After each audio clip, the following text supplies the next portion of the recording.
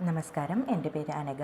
Welcome to my channel. ഇന്ന് നമ്മളെല്ലാവരും കേട്ടിട്ടുള്ള ഒരു വേർഡിനെ കുറിച്ച് സിമ്പിളായി മനസ്സിലാക്കാം. ഇ എം ഐ എന്ന് പറഞ്ഞാൽ എന്താ, അത് എങ്ങനെ വർക്ക് ചെയ്യും, ലോൺ എടുക്കുമ്പോൾ നമ്മൾ എന്തറിയണം, ഇത് വളരെ സിമ്പിളായി എക്സ്പ്ലെയിൻ ചെയ്യാം.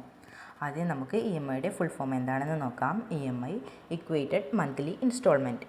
മലയാളത്തിൽ പറയുകയാണെങ്കിൽ ഒരു ലോൺ എമൗണ്ട് നമ്മൾ ഓരോ മാസവും സെയിം എമൗണ്ട് ആയിട്ട് തിരിച്ചു കൊടുക്കുന്നതാണ് E M I.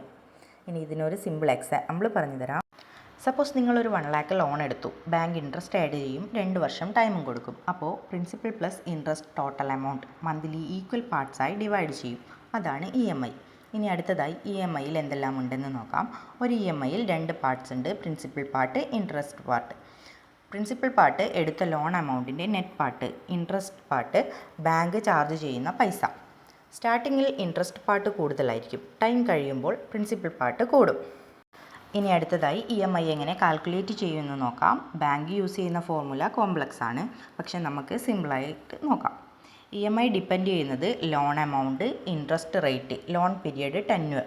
Interest rate കൂടുതലായാൽ ഇ എം ഐ കൂടും, ടെന്യൂർ കൂടുതലായാൽ ഇ എം ഐ കുറയും, പക്ഷേ ടോട്ടൽ ഇൻട്രസ്റ്റ് കൂടും. അടുത്തതായി നമുക്ക് ലോൺ എടുക്കുമ്പോൾ നമ്മൾ അറിഞ്ഞിരിക്കേണ്ട 3 കാര്യങ്ങൾ എന്തൊക്കെയാണെന്ന് നോക്കാം.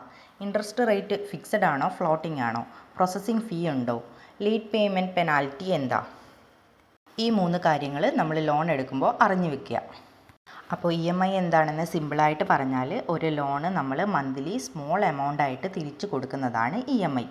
ലോൺ എടുക്കുന്നതിന് മുൻപ് interest rate, tenure, total repayment amount ക്ലിയറായി മനസ്സിലാക്കണം.